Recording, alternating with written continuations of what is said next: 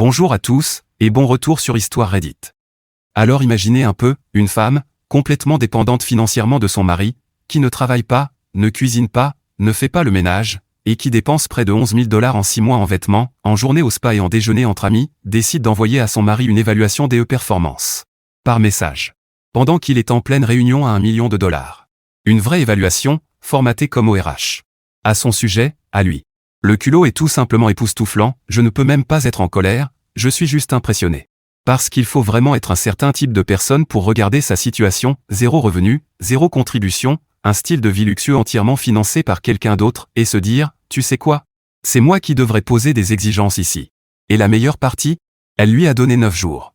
9 jours. Elle n'avait absolument aucune idée de ce qu'elle venait de déclencher.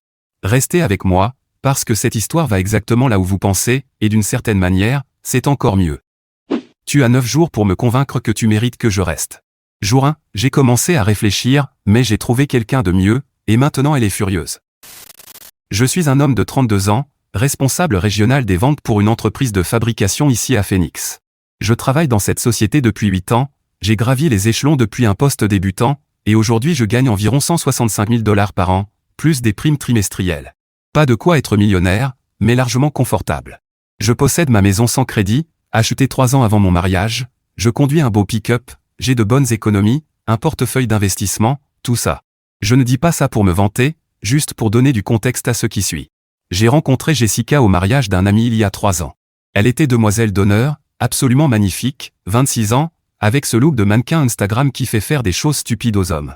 Elle travaillait comme coordinatrice réseaux sociaux pour une petite boutique, gagnant peut-être 16 $ de l'heure à publier des photos et des légendes. Avec le recul, j'aurais dû voir les signaux d'alerte dès le premier jour. Lors de notre deuxième rendez-vous, elle a commandé le plat le plus cher du menu sans même regarder les prix. Quand l'addition est arrivée, elle est restée là à me fixer, comme si c'était évident que je devais payer. Je l'ai fait, bien sûr, parce que j'ai été élevé pour être gentleman, mais elle n'a même pas proposé de partager ou de payer le café après. Nous nous sommes mariés après 18 mois de relation. Et c'est là que tout a changé. Absolument tout.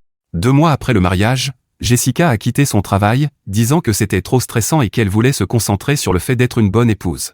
Sauf que, pour elle, être une bonne épouse signifiait dormir jusqu'à midi, faire ses ongles 2 fois par semaine, et dépenser mon argent comme si c'était inépuisable. Nos dépenses mensuelles sont passées de 2002 cents à plus de 4 800 $ presque du jour au lendemain. Quand j'en parlais, elle devenait sur la défensive et disait des choses comme « moi aussi, j'ai droit à de belles choses » ou « je ne t'ai pas épousé pour vivre comme si on était pauvre ». Le comble? Elle se considérait comme femme au foyer, alors que nous n'avions pas d'enfants et qu'elle ne passait littéralement aucun temps à entretenir la maison. Je suis resté silencieux parce que je pensais que c'était une période d'adaptation. Nouveau mariage, nouvelle dynamique, non?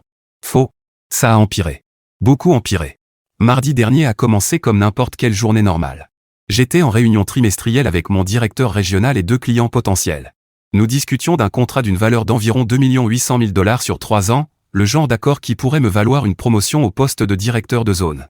Mon téléphone a vibré pendant la présentation. Un message de Jessica. J'ignore habituellement mon téléphone pendant les réunions importantes, mais quelque chose m'a poussé à regarder. L'aperçu disait « Nous devons avoir une conversation sérieuse sur notre mariage ». J'ai réfléchi. Je pensais que c'était encore son habituel drame, vouloir acheter quelque chose de cher ou se plaindre de s'ennuyer. J'avais tort. Je me suis excusé et suis allé aux toilettes pour lire le message en entier. Ce que j'ai lu m'a glacé le sang. Cette femme m'avait envoyé une évaluation de performance. Je plaisante pas. C'était formaté comme un document RH. 3 paragraphes complets listant tous mes prétendus échecs en tant que mari. Trop concentré sur le travail au lieu de notre relation. N'a pas planifié de vacances romantiques depuis 6 mois. Ne complimente pas assez mon apparence. Ennuyeux au lit, manque de créativité. Ne soutient pas mes objectifs de fitness et mon style de vie. Me fait culpabiliser quand j'ai besoin de choses pour moi. Ne me surprend plus avec des cadeaux. Ne fais pas assez d'efforts avec mes amis. Et voici la partie qui m'a fait trembler de rage, j'ai décidé de te donner 9 jours pour prouver que tu mérites de rester marié avec moi. Montre-moi que tu peux être le mari que je mérite, sinon je demande le divorce. Le jour 1 commence maintenant. Ne me déçois pas encore. J'étais là, dans ces toilettes d'entreprise, à lire ces absurdités pleines de droit, et quelque chose s'est déclenché en moi. Pas vraiment de la colère, plutôt de la clarté. Comme si quelqu'un avait allumé la lumière dans une pièce où je tâtonnais depuis 2 ans. Jessica avait fait une erreur critique. Si elle me donnait 9 jours pour prouver ma valeur à ses yeux, elle me donnait aussi 9 jours pour évaluer ce qu'elle apportait à ce mariage. Et laissez-moi vous dire que cette liste était sacrément courte. Je lui ai répondu, timing intéressant. Je pensais justement la même chose de toi. Considère cela comme une période d'évaluation mutuelle. Voyons qui réussit. Je suis retourné à cette réunion avec plus de confiance que je n'en avais ressenti depuis des années. Quand les clients ont essayé de négocier une baisse de 15%, au lieu de céder comme d'habitude, j'ai calmement annoncé nos conditions et leur ai dit que c'était les chiffres. À prendre ou à laisser. Ils ont accepté. Contrat signé l'après-midi même. Quand je suis rentré chez moi ce soir-là, Jessica était assise dans le salon, comme si elle présidait une audience. Elle affichait ce sourire satisfait, comme si elle venait de jouer un coup de génie aux échecs. Nous devons discuter de ta réponse par message, a-t-elle déclaré. Bien sûr, ai-je répondu en desserrant ma cravate. Mais je dois dire que la méthode était originale. La plupart des couples mariés ont ce genre de conversation en face à face. Mais j'imagine que les SMS fonctionnent quand on veut traiter son mari comme un employé qu'on réprimande. Son masque assuré a vacillé. Ce n'était clairement pas en train de se passer comme elle l'avait prévu. Ce n'est pas une blague, David. Je suis totalement sérieuse à propos de cette évaluation de notre mariage. Moi aussi, Jessica. En fait, j'ai déjà commencé. Observation du premier jour, très intéressante. Qu'est-ce que ça veut dire? Je me suis assis en face d'elle et je l'ai regardée droit dans les yeux. Ça veut dire que toute femme qui pense pouvoir envoyer une évaluation de performance à son mari par message tout en ne contribuant absolument en rien au revenu du foyer a de sérieuses questions à se poser sur sa propre valeur dans cette relation. La couleur a totalement quitté son visage. Tu crois que tu peux juste retourner ça contre moi, lança-t-elle en se levant. Je ne retourne rien du tout. Tu as ouvert la porte aux évaluations. Je ne fais que la franchir dans les deux sens. Je me suis adossé à ma chaise. Tu as listé tes reproches à mon sujet. Maintenant, parlons de tes indicateurs. Qu'est-ce que tu apportes exactement à ce mariage, à part des dettes de carte de crédit et de l'attitude? Elle s'est mise à faire les 100 pas, les mains tremblantes. Je n'arrive pas à croire que tu sois aussi méchant. Méchant? Je suis analytique. Tu veux évaluer la valeur? Alors évaluons. Qu'est-ce qu'on mange ce soir? Ou cuisiner est toujours en dessous de quelqu'un qui gagne 0 € par an. J'ai commandé chinois, dit-elle. Comme d'habitude. Parfait. Note d'évaluation du jour 1, l'épouse dépense 47 $ en livraison à emporter tout en se plaignant que son mari ne contribue pas assez au foyer. Je me suis levé pour prendre un soda dans le frigo. Ça va être une semaine très instructive. Le jour 2 a commencé par quelque chose que j'aurais dû faire depuis des mois, un audit complet de notre situation financière. Pendant que Jessica dormait encore à 10h30, son heure habituelle de réveil, j'ai sorti tous nos relevés de cartes de crédit, nos relevés bancaires et tous les reçus que j'ai pu trouver. Ce que j'ai découvert m'a rendu physiquement malade. Au cours des 6 derniers mois seulement, Jessica avait dépensé 3 800 $ dans divers magasins de vêtements, Nordstrom, Anthropologie, boutiques locales. 1 650 $ en soins de beauté, ongles, extension de cils, soins du visage, coiffure. 2 300 $ en restaurant pour ses déjeuners entre amis. 890 $ en vêtements de sport et compléments qu'elle n'a jamais utilisés. 1 450 $ en achats aléatoires sur Amazon. 720 $ en abonnements dont je ne savais même pas l'existence. Total des dégâts, 10 810 $ en 6 mois. C'est plus que ce que certaines personnes gagnent en une année entière, et elle avait contribué exactement 0 $ pour compenser tout ça. J'ai fait des copies de tout et j'ai enfermé les originaux dans mon coffre à la maison. Puis j'ai fait quelque chose que j'aurais dû faire depuis longtemps. J'ai ouvert un compte courant séparé dans une autre banque et j'y ai redirigé mon salaire immédiatement. Jessica avait toujours accès à notre compte commun, mais je me suis assuré qu'il ne restait qu'environ 600 $ dessus. Au travail, pendant ma pause déjeuner, j'ai appelé mon ami avocat spécialisé en divorce. On se connaît depuis l'université, et il avait vu le comportement de Jessica lors de plusieurs événements sociaux. Il était temps que tu appelles, dit-il quand je lui ai expliqué la situation. J'attendais cette conversation depuis plus d'1 an. C'était si évident. David, elle s'est déjà plainte auprès de ma femme que tu n'avais dépensé que 250 $ pour son cadeau d'anniversaire au lieu du sac à 600 $ qu'elle laissait entendre vouloir, devant 8 personnes, lors de notre barbecue. Ça m'a fait mal, parce que je me souvenais de ce jour. Je pensais que le collier que j'avais acheté était attentionné et beau. Apparemment, il n'était pas assez cher. Qu'est-ce que tu as remarqué d'autre, ai-je demandé. Elle parle constamment d'argent. Ton argent, plus précisément. Elle fait toujours des remarques disant que tu pourrais mieux la traiter si tu priorisais la relation. Ma femme a commencé à l'éviter en soirée parce que chaque conversation finissait par Jessica se plaindre de quelque chose que tu ne lui avais pas acheté. Quand je suis rentré ce soir-là, Jessica était en panique totale. Ma carte a été refusée chez Target aujourd'hui, annonça-t-elle dès que j'ai passé la porte. Il doit y avoir une erreur avec la banque. Aucune erreur. J'ai examiné nos habitudes de dépenses. Nous mettons en place un budget immédiatement. Un budget? Elle prononça le mot comme si j'avais proposé de vivre dans un carton. Oui, Jessica.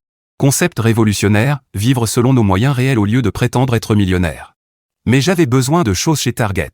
Je suis allé dans notre chambre et j'ai regardé dans son placard, vêtements encore étiquetés partout, chaussures portées une seule fois, sac encore dans leur housse. On dirait que tu as déjà largement assez de choses. Peut-être devrais-tu utiliser ce que tu possèdes déjà avant d'acheter plus. Tu ne peux pas juste me couper l'accès à l'argent sans en discuter. Ah bon? Vérifions. Le salaire est au nom de qui, déjà? J'ai sorti le détail des dépenses que j'avais préparées. Jessica, tu as dépensé près de 11 000 $ en 6 mois tout en n'apportant aucun revenu. C'est financièrement intenable. Son visage est devenu livide. Tu surveilles mes achats? Je surveille nos dépenses. Et puisque chaque dollar que tu dépenses vient de mon salaire, ça fait de moi le directeur financier de ce foyer. Je contribue autrement. Elle ouvrit la bouche, puis la referma, puis la rouvrit, mais aucun mot ne sortit. Nous savions tous les deux qu'elle était incapable de citer une seule manière significative dont elle contribuait à notre foyer ou à notre relation. Conclusion du jour 2, dis-je en refermant mon dossier. La personne qui exige des améliorations de performance devrait probablement commencer par examiner ses propres indicateurs. D'accord, attendez. Pause. J'ai besoin que tout le monde s'arrête un instant. Voici la vérité inconfortable. Et si cette partie ne vous plaît pas, n'hésitez pas à avancer directement grâce au timestamp. Alors, David savait. Il savait dès le deuxième rendez-vous, quand elle a commandé le plat le plus cher sans même regarder les prix. Il savait pendant 18 mois de relation. Il savait quand elle a quitté son travail 2 mois après le mariage. Il a vu les dépenses mensuelles passer de 2002 cents à 4800 $ et il est resté silencieux. Ses mots, pas les miens. David a participé à la construction de cette dynamique. Chaque fois qu'il payait sans poser de questions, chaque fois qu'il se taisait pour éviter le conflit, chaque fois qu'il encaissait le coup financièrement au lieu d'avoir une conversation honnête, il apprenait en réalité à Jessica que ce comportement n'avait aucune conséquence. Et je ne dis pas ça pour le blâmer. Je comprends sincèrement pourquoi les gens font ça. Éviter le conflit donne l'impression de préserver la paix. Tout payer donne l'impression d'être un bon pourvoyeur. Se taire donne l'impression d'être la personne la plus mature. Mais le silence n'est pas de la neutralité dans une relation. Le silence, c'est une permission. La chose la plus bienveillante que David aurait pu faire, pour eux deux, aurait été d'avoir cette conversation honnête dès la première année, pas la troisième. L'audit n'était pas une révélation. C'était une facture qu'il a laissé s'accumuler. Maintenant, retour à l'auteur du post. Le troisième jour a apporté une révélation qui a tout changé.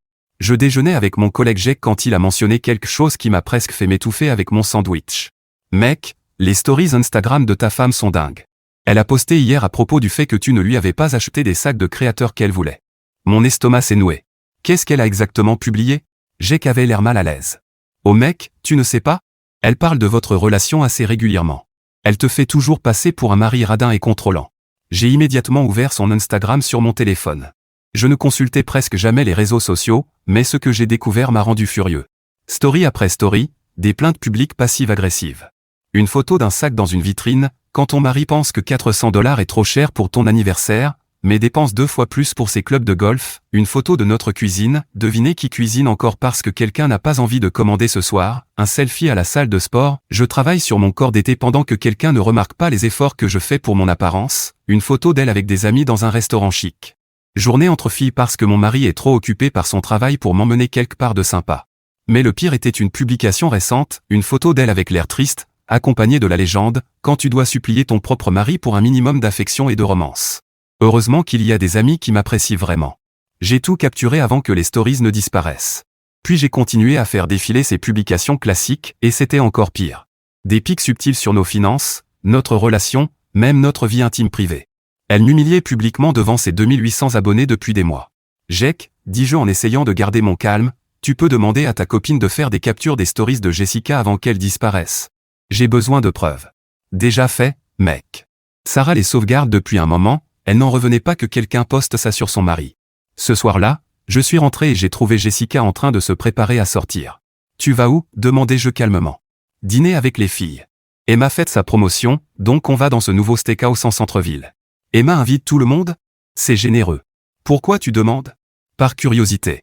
D'ailleurs, en parlant de générosité, j'ai regardé ton Instagram aujourd'hui. Elle s'est figée, le mascara suspendu devant son œil. Contenu très intéressant. Assez révélateur, en fait. Je ne vois pas de quoi tu parles. J'ai sorti mon téléphone et j'ai commencé à lire ses publications à voix haute. Je travaille sur mon corps d'été pendant que quelqu'un ne remarque pas les efforts que je fais. Perspective fascinante venant de quelqu'un dont l'abonnement à la salle, les vêtements de sport et les compléments sont tous payés par le salaire de son mari. Ses mains se sont mises à trembler. Ces posts ne parlent pas spécifiquement de toi, dit-elle faiblement. Ah oui? Et celui-ci? Devinez qui cuisine encore. Sauf que j'ai vérifié nos relevés, on a commandé à manger 6 fois cette semaine. Tu n'as cuisiné qu'une fois, et c'était des lasagnes surgelées. Tu sors tout de son contexte. Je continuais de faire défiler. Mon préféré, quand tu dois supplier ton propre mari pour de l'affection. Publié le soir même où je t'ai proposé de rester à la maison pour regarder un film, et tu as préféré sortir avec tes amis. Elle a claqué ses produits de maquillage.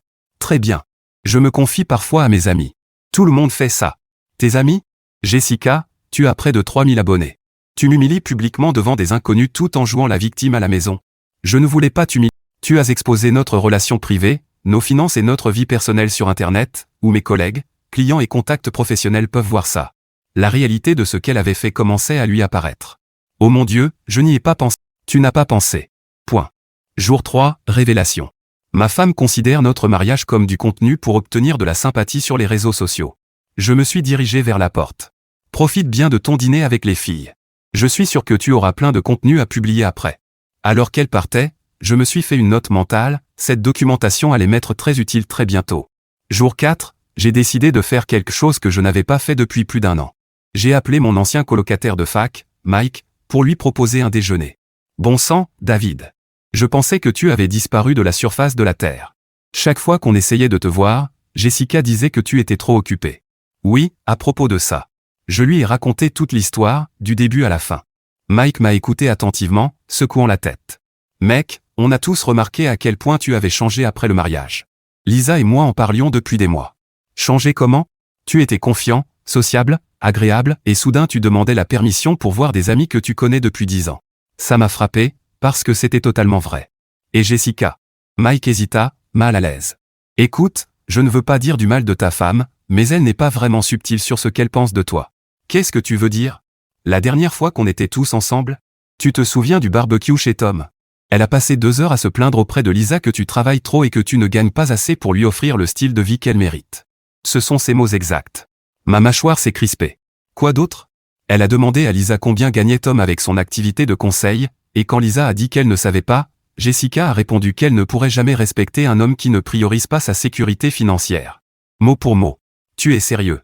Très sérieux. Et ce n'est pas tout. Elle a dit à Lisa qu'elle envisageait de garder ses options ouvertes parce que tu es devenu prévisible et ennuyeux. J'ai eu l'impression de recevoir un coup de poing dans le ventre. Garder ses options ouvertes? C'est exactement ce qu'elle a dit. Écoute, j'aurais peut-être dû t'en parler plus tôt, mais Lisa pensait que c'était juste du stress normal lié au mariage. J'ai payé le déjeuner et j'ai insisté pour avoir plus de détails. Apparemment, Jessica testait le terrain avec tout notre groupe d'amis depuis des mois, cherchant à obtenir de la validation pour ses plaintes à mon sujet. La plupart des gens changeaient simplement de sujet, mais elle avait réussi à coincer certaines femmes avec ses histoires larmoyantes. Le truc, continua Mike, c'est qu'aucun de nous ne comprend de quoi elle se plaint. Tu es un bon gars avec une carrière solide, tu la traites bien. Qu'est-ce qu'elle veut de plus? Apparemment, beaucoup plus que ce que je peux lui offrir. Quand je suis rentré ce soir-là, Jessica était sur le canapé en pyjama, en train de faire défiler des vidéos TikTok. Alors, ce déjeuner avec Mike, demanda-t-elle sans lever les yeux. Très instructif. On a eu une longue discussion sur les relations et le mariage. C'est bien. Il a partagé des perspectives intéressantes sur notre relation, des choses dont tu aurais apparemment parlé avec Lisa. Son défilement ralentit nettement. Quelque chose à propos de garder tes options ouvertes parce que je suis prévisible et ennuyeux. Elle posa son téléphone et me regarda. Mike est un commère. Tu ne peux pas croire tout ce qu'il dit. Il ment? Parce que ça ressemble exactement au genre de choses que tu dirais. En fait, ça correspond parfaitement à tes publications Instagram. Je me défoulais simplement. Toutes les femmes se plaignent de leur mari parfois. Toutes les femmes? Jessica, les femmes mariées normales ne disent pas à leurs amis communs qu'elles envisagent de garder leurs options ouvertes. Les épouses normales ne cherchent pas de validation sur à quel point leur mari est horrible. Elle se mit à pleurer, ses larmes manipulatrices qui lui permettaient quand même de parler clairement. Tu exagères. Je t'aime. Non. Tu aimes mon salaire et le style de vie qu'il te permet d'avoir. Il y a une énorme différence. Jour 4, je n'étais pas marié à une partenaire. J'étais marié à quelqu'un qui me voyait comme une ressource financière à optimiser. Le jour 5, je me suis réveillé avec une clarté totale sur ma situation. J'avais passé 4 jours à rassembler des preuves, et le tableau était limpide. Jessica me considérait comme rien de plus qu'un distributeur automatique ambulant avec des émotions. Eh bien, si elle voulait évaluer ma valeur, il était temps de lui montrer exactement ce que cela signifiait. J'ai commencé par appeler notre opérateur téléphonique et retirer sa ligne de mon forfait familial. Puis j'ai contacté notre assurance auto et je l'ai retirée de ma police. Sa voiture en leasing. Elle était aussi à mon nom. J'ai donc appelé le concessionnaire pour me renseigner sur les options de résiliation anticipée. Au travail, j'ai eu une discussion détaillée avec les ressources humaines pour mettre à jour mes contacts d'urgence, les bénéficiaires de mes assurances et mes informations de dépôt direct. Le nom de Jessica a été retiré de tout. La véritable option nucléaire est arrivée quand j'ai appelé mon ami avocat pendant la pause déjeuner. Je veux entamer une procédure de divorce, lui ai-je dit directement. Mais je veux faire ça de manière stratégique. Qu'est-ce que tu entends par stratégique? Elle m'a donné 9 jours pour prouver ma valeur. Je veux utiliser ces 9 jours pour protéger mes actifs et construire un dossier solide. Mon avocat est resté silencieux un moment. David, c'est une approche assez agressive. Tu es sûr de toi? Elle m'humilie publiquement sur les réseaux sociaux, dépense mon argent comme si c'était son argent de poche et dit apparemment à nos amis qu'elle garde ses options ouvertes. J'en ai fini de jouer en défense. Compris. Voici ce qu'on va faire. Ce soir-là, je suis rentré et j'ai trouvé Jessica en panique totale. Mon téléphone a été coupé aujourd'hui, annonça-t-elle avant même que je referme la porte. Vraiment? C'est dommage. Et il y a un problème avec mon application d'assurance auto. Ça dit que ma police n'existe pas. Tu as envisagé de prendre ton propre forfait téléphonique et ta propre assurance? Tu sais, comme une adulte financièrement indépendante? Elle me regarda comme si je lui avais proposé d'escalader l'Everest. Qu'est-ce qui se passe, David? Pourquoi tu agis comme ça? Je me suis assis calmement sur le canapé. Je suis ton excellent conseil. Tu as dit que je devais prouver ma valeur, alors je te montre exactement ce que ma valeur représente pour ce foyer. En me punissant? En te montrant la réalité de ce qui se passe quand la personne qui paie littéralement tout arrête de tout payer. Son visage est devenu livide. Tu ne peux pas simplement tout me couper comme ça. Si. C'est mon revenu, mon crédit, mes comptes financiers. Tu as clairement dit que tu ne pensais pas que j'apportais une valeur suffisante, alors je te donne l'occasion de voir la vie sans cette valeur. Ce n'est pas juste. J'ai éclaté de rire. Pas juste? Jessica, tu as dépensé plus de 25 000 $ de mon argent l'année dernière tout en apportant 0 $ de revenus. S'il y a quelqu'un qui est traité injustement dans cette relation, c'est clairement moi. Elle s'est mise à pleurer, mais cette fois, cela semblait plus sincère que manipulateur. Je ne peux pas payer ma facture de téléphone, alors trouve un travail. Je ne peux pas payer l'assurance voiture, alors trouve un travail. Je ne peux rien me permettre, alors trouve un travail. Le concept semblait complètement étranger pour elle. Elle restait là, perdue, comme si je lui avais demandé de pratiquer une opération du cerveau. Révélation du jour 5, dis-je en ouvrant mon ordinateur portable pour vérifier mes emails. Quand on retire un parasite de son hôte, sa véritable nature apparaît enfin. Le jour 6 a apporté l'escalade émotionnelle inévitable. Je me suis réveillé avec Jessica qui me secouait à 5h45 du matin, en pleurs et complètement hystérique. Tu dois régler ça immédiatement. Ma carte a été refusée à l'épicerie hier, devant tout le monde dans la file. J'ai regardé mon réveil. Jessica, je dois être au travail dans 3 heures. Quelle que soit la crise que tu vis peut attendre une heure raisonnable. Une crise? Une crise, criait-elle presque. Tu as complètement détruit ma vie. J'ai révélé ta vie. C'est très différent. Elle m'a suivi jusqu'à la salle de bain, continuant sa crise pendant que je me préparais. Mes amis me posent des questions gênantes. Emma voulait savoir pourquoi je ne pouvais pas partager l'addition mardi. Et qu'est-ce que tu lui as dit? Que tu étais financièrement contrôlant. Parfait. Donc maintenant, tes amis comprennent que ton mode de vie dépend entièrement du revenu de ton mari. Comme ça doit être embarrassant pour toi. Quand je suis sorti de la douche, elle était assise par terre dans la salle de bain, sanglotant de manière incontrôlable. Je ne sais pas quoi faire, je ne sais pas gérer tout. Voici une idée révolutionnaire, contribue à ta propre vie au lieu de dépendre entièrement de quelqu'un d'autre. Je ne sais pas comment faire ça. Et voilà, la vérité complète.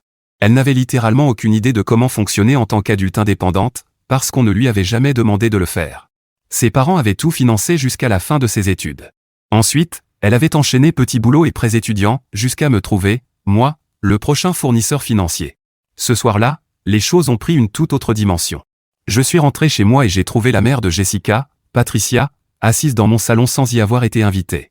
David, dit Patricia avec ce ton condescendant que j'en étais venu à détester, nous devons parler de la façon dont tu traites ma fille. Bonjour Patricia. Intéressant que vous vous soyez invité chez moi. Jessica m'a donné sa clé. Jessica n'est pas propriétaire de cette maison. Moi si. J'ai regardé Jessica droit dans les yeux. Tu as mentionné ce détail à ta mère? Patricia avait l'air confuse. Comment ça? Cette maison est uniquement à mon nom. Je l'ai achetée 2 ans avant notre mariage. Je me suis tourné de nouveau vers Jessica. Tout comme les 2 voitures sont à mon nom. Ainsi que toutes les cartes de crédit et tous les comptes bancaires. Le visage de Jessica est devenu rouge vif. Elle n'avait clairement pas dit toute la vérité à sa mère sur notre situation financière. Jessica m'a dit que tu étais financièrement abusif, continua Patricia. Ah oui? Je me suis assis en face d'elle. Patricia, Jessica vous a-t-elle dit qu'elle a dépensé plus de 25 000 $ de mon argent l'année dernière tout en ne contribuant absolument pas aux revenus du foyer? C'est une femme au foyer. J'ai désigné notre salon en désordre, avec la vaisselle sur la table basse et le linge entassé sur les chaises. Est-ce que ça ressemble à la maison d'une femme au foyer efficace pour vous? Patricia regarda autour d'elle, visiblement confrontée au désordre que Jessica ne nettoyait jamais. Vous a-t-elle aussi dit qu'elle m'humiliait publiquement sur les réseaux sociaux depuis des mois? Ou qu'elle disait à nos amis communs qu'elle gardait ses options ouvertes parce que je ne gagne pas assez pour financer le style de vie qu'elle veut? Patricia se tourna vers Jessica, choquée. Est-ce que tout ça est vrai? Jessica n'arrivait pas à croiser le regard de sa mère. Révélation du jour 6, annonçai-je calmement. Le fruit ne tombe jamais loin de l'arbre. Jessica a appris son sentiment de droit quelque part. Patricia se leva brusquement. Je pense que je devrais partir. Après son départ, Jessica se tourna vers moi avec une rage pure dans les yeux. Comment oses-tu m'humilier devant ma mère? Je lui ai dit la vérité. Si ça t'humilie, peut-être devrais-tu examiner ton comportement au lieu d'attaquer le mien. Elle va penser que je suis un échec total. Tu es un échec. En tant qu'épouse, en tant qu'adulte, en tant que membre contributif de la société. Elle m'a giflé. Fort. Je l'ai regardé calmement, puis j'ai sorti mon téléphone pour prendre une photo de ma joue rouge. Conclusion du jour 6, quand la manipulation échoue, les parasites passent à la violence physique. Merci pour la preuve. D'accord, attendez une seconde, c'est encore moi. Voici la vérité inconfortable. Une vérité formulée avec l'intention d'humilier n'est pas de l'honnêteté. C'est une arme déguisée en honnêteté. David n'informait pas Patricia. Il détruisait Jessica devant sa mère. Et ça se ressent dans sa façon de le raconter. Le fruit ne tombe jamais loin de l'arbre. Ce n'est pas un homme en train de gérer sa douleur. C'est un homme en train d'affirmer sa domination. Et je comprends d'où ça vient.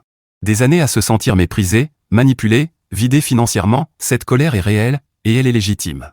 Mais il existe une version de cette conversation qui est ferme et honnête, sans être conçue pour faire passer quelqu'un pour un échec total devant son parent. Parfois, on gagne de manière tellement totale qu'on finit simplement par devenir une autre version du problème qu'on essayait de fuir. Cette gifle qui est arrivée juste après? Toujours inacceptable. Toujours correctement documentée. Mais elle ne vient pas de nulle part. Maintenant, retour à l'auteur du post. Les jours 7 et 8 ont été relativement calmes. Jessica s'était réfugiée dans un rôle de victime totale, pleurant constamment et appelant toutes les personnes de son répertoire pour se plaindre de mes abus. Mais voici ce qui est ironique quand on brûle des ponts, à un moment donné, on finit par ne plus avoir personne prêt à écouter ses plaintes. Le jour 9 est arrivé avec un niveau de drame qui a dépassé même mes attentes. Je me suis réveillé avec Jessica qui me secouait frénétiquement à 5h15 du matin. Mais cette fois, elle avait l'air réellement terrifiée, et pas simplement en colère. David, j'ai besoin de ton aide. S'il te plaît, je t'en supplie. J'ai regardé l'heure sur mon téléphone. Ça a intérêt à être extrêmement important. Je me suis fait arrêter hier soir. Là, ça m'a réveillé d'un coup. Quoi? Tu te souviens du dîner au steakhouse avec Emma et les filles? Quand il a fallu payer, tout le monde s'attendait à ce que je paie ma part, mais ma carte a été refusée. J'ai peut-être essayé de partir sans payer. Je me suis redressé dans le lit. Tu as essayé de partir sans régler l'addition? Ce n'était pas comme ça. Je pensais pouvoir arranger ça plus tard, peut-être revenir payer le lendemain. Mais ils ont appelé la police avant que je puisse expliquer. Sérieusement, Jessica, j'ai passé 6 heures en cellule. Ils m'ont relâché seulement parce qu'Emma a finalement accepté de payer ma part. Mais maintenant j'ai une audience le mois prochain, et j'ai besoin d'un avocat, et je ne sais pas quoi faire. Et tu as besoin d'argent, que tu n'as pas parce que tu ne travailles pas. Elle recommença à pleurer. S'il te plaît, David. Je sais que j'ai tout gâché, mais j'ai besoin de ton aide. Je ne peux pas payer un avocat. Je me suis levé et j'ai commencé à m'habiller pour aller travailler. Ça ressemble à un problème personnel. Tu ne peux pas me laisser gérer ça toute seule. Regarde-moi faire exactement ça. Mais je suis ta femme. Vraiment? Parce que pendant les 9 derniers jours, tu as évalué si j'étais digne d'être gardé. Eh bien, félicitations. Tu m'as aidé à réaliser que toi, tu ne vaux absolument pas la peine d'être gardé. J'ai pris mes clés et mon portefeuille, me dirigeant vers la porte. David, attends. S'il te plaît. Je suis désolé pour tout. Je vais changer complètement. Je vais trouver un travail immédiatement. Je vais supprimer tous mes réseaux sociaux, tout ce que tu veux. Je me suis arrêté et me suis retourné vers elle. Tu sais ce que je veux, Jessica? Je veux ne plus jamais revoir ton visage de parasite prétentieuse. Tu ne peux pas être sérieux. Je le suis totalement. Tu voulais évaluer ma valeur? Eh bien, tu vas découvrir à quoi ressemble la vie sans moi. Je l'ai laissé là, en pyjama, en pleurs dans l'embrasure de la porte, et je suis parti travailler. Vers midi, j'ai reçu un appel d'un numéro inconnu. David? C'est Emma, l'amie de Jessica. Qu'est-ce que tu veux, Emma? Écoute, je sais que vous avez de gros problèmes, mais là elle est vraiment dans une situation compliquée. Elle ne peut pas se payer un avocat pour cette histoire de restaurant, et si elle est condamnée, ça restera sur son casier. Et ton point? Eh bien, elle n'a personne d'autre vers qui se tourner. Ses parents ne peuvent pas payer les frais, et nous, on travaille dans le commerce ou la restauration, on n'a pas les moyens. Jessica aurait dû y penser avant de décider d'évaluer ma valeur en tant que mari. Qu'est-ce que ça veut dire? Je lui ai expliqué toute la situation, le message d'ultimatum, l'audit des dépenses, les humiliations sur les réseaux sociaux, tout. Emma est restée silencieuse un long moment après. Oh mon Dieu. Elle nous a dit que tu étais contrôlant et que tu lui coupais l'accès à l'argent sans raison. Et vous l'avez cru sans poser de questions? On ne savait pas qu'il y avait plus que ça. Elle a fait passer ça comme si tu étais cruel et vindicatif. Emma, laisse-moi te poser une question. Depuis que tu connais Jessica, est-ce qu'elle a déjà payé sa part quand vous sortez ensemble? Long silence. Non. Elle disait toujours que son mari n'aimait pas qu'elle dépense de l'argent pour les loisirs. Exact. Parce que ce n'était pas son argent. C'était le mien. Mon Dieu, on n'avait aucune idée. Maintenant, vous savez. Alors quand Jessica viendra se plaindre de moi, souvenez-vous qu'elle a créé toute cette situation elle-même. J'ai raccroché et je suis retourné travailler, me sentant mieux que depuis des mois.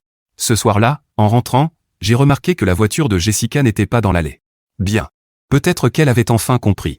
Mais vers 20h30, elle est revenue, avec du renfort. J'ai entendu la clé dans la serrure, suivie de plusieurs voix. Elle est entrée dans le salon avec Emma et deux autres femmes que je reconnaissais à peine. David, dit Emma, mal à l'aise, nous devons parler. Non. Vous devez quitter ma maison immédiatement. S'il te plaît, dit une des autres femmes. Jessica nous a tout raconté à propos de l'évaluation et de l'ultimatum. Elle sait qu'elle a fait des erreurs. J'ai regardé Jessica, qui se cachait derrière ses amis comme une enfant. Elle sait qu'elle a fait des erreurs? Intéressant. Qu'est-ce qu'elle pense avoir fait de mal, exactement? Jessica s'avança, la voix à peine audible. Tout. J'ai tout gâché. Sois plus précise. J'ai dépensé ton argent sans penser aux conséquences. Je me suis plainte de toi sur les réseaux sociaux. J'ai été irrespectueuse, prétentieuse, ingrate. Et je t'ai complètement tenu pour acquis. Je pensais que tu serais toujours là, peu importe comment je te traitais. J'ai hoché lentement la tête. Bien. C'est un début. Et maintenant?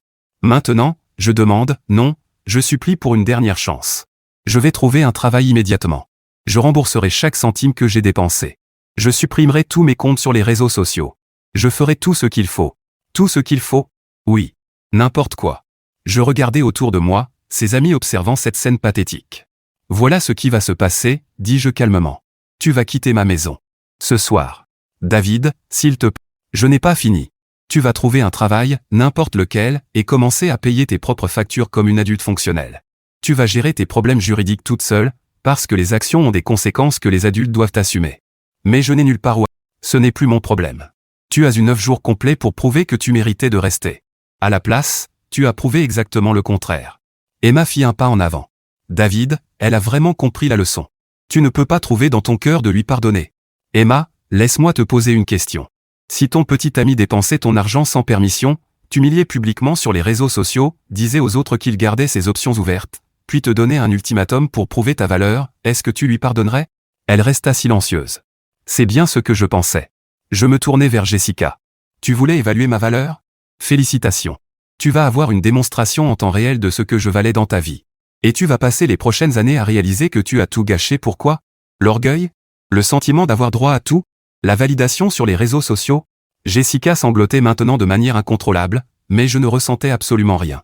L'homme qui l'aurait consolé, qui aurait sacrifié son propre bonheur pour gérer ses émotions, n'existait plus. Elle l'avait détruit avec son ultimatum. Les serrures seront changées demain matin, dis-je fermement. Prends tes affaires et pars. Alors qu'elle se préparait à partir, Jessica se retourna une dernière fois. David, s'il te plaît, je t'aime plus que tout.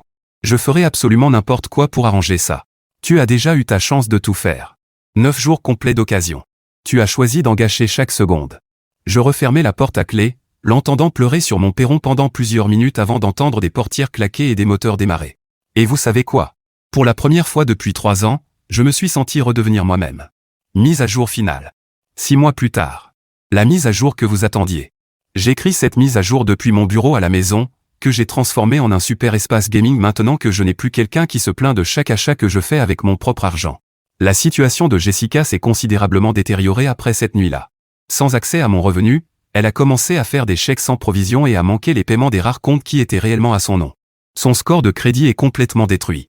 Elle travaille maintenant dans un grand magasin, vente au détail, pas un poste de gestion. Elle gagne environ $11.50 de l'heure. Elle vit avec 3 colocataires dans un petit appartement de l'autre côté de la ville parce qu'elle ne peut pas se permettre son propre logement. Je le sais parce que Phoenix n'est pas si grande, et les informations circulent vite dans notre cercle social. Elle a essayé de me contacter plusieurs fois durant les premiers mois, messages d'excuses, fleurs livrées à mon bureau, elle est même venue une fois à ma salle de sport. J'ai bloqué son numéro et demandé à la sécurité de lui interdire définitivement l'accès. Le divorce a été finalisé il y a 3 mois. Comme la maison, les voitures et tous les biens importants étaient uniquement à mon nom, elle n'a pratiquement rien obtenu. Il s'avère que cette philosophie du « ce qui est à toi est à moi » ne fonctionne que lorsque l'on apporte réellement quelque chose de significatif à la relation. Mon avocat a fait un excellent travail. L'avocat de Jessica a essayé d'argumenter pour une pension alimentaire, mais 3 ans de mariage, combinés aux preuves de ses publications sur les réseaux sociaux où elle se vantait de dépenser mon argent, ont rendu cet argument totalement inutile. Je fréquente quelqu'un maintenant. J'ai rencontré une femme qui s'appelle Kate, vétérinaire. Elle gagne son propre argent. Elle possède sa propre voiture. Elle paie ses propres factures. Quel concept révolutionnaire. Alors ma famille YouTube, voici mon avis sur cette histoire. David a très bien géré beaucoup de choses. L'audit financier? Intelligent. Rediriger ses revenus? Nécessaire. Documenter les publications sur les réseaux sociaux? Absolument la bonne décision. Quand quelqu'un vous montre exactement qui il est, vous prenez des notes. Littéralement, dans ce cas. Mais voilà où je veux être honnête avec vous, une partie de sa manière de faire était froide. Genre, volontairement, presque théâtralement froide. Le commentaire, parasite, l'humiliation publique devant sa mère, le style de narration, révélation du 5e jour, il y a une version de la colère justifiée, et puis il y a une version où l'on prend un peu trop de plaisir à voir quelqu'un souffrir. Je pense que David a franchi cette ligne à quelques reprises. Et je comprends. 3 ans de pression financière, d'humiliation publique, de manipulation, ça laisse des traces réelles. Mais la satisfaction de la revanche et la guérison sont 2 choses très différentes. Maintenant, Jessica. Jessica est vraiment difficile à défendre, et j'ai essayé. Le sentiment d'avoir droit à tout, les dépenses, les publications sur les réseaux sociaux, la gifle, rien de tout ça n'est acceptable. Mais ce qui m'a le plus marqué, c'est ce moment, au 6e jour, où elle a dit « je ne sais pas comment faire ». Ce n'était pas de la manipulation. C'était quelqu'un de réellement perdu. Une personne à qui on n'a jamais appris à fonctionner de manière indépendante. Ça n'excuse pas son comportement, mais ça en explique une partie. Alors, quelle est la véritable leçon ici? Je pense que c'est celle-ci, la transparence financière dans une relation n'est pas négociable. Ayez la conversation sur l'argent avant de vous marier. Comprenez ce que chacun apporte et ce que chacun attend.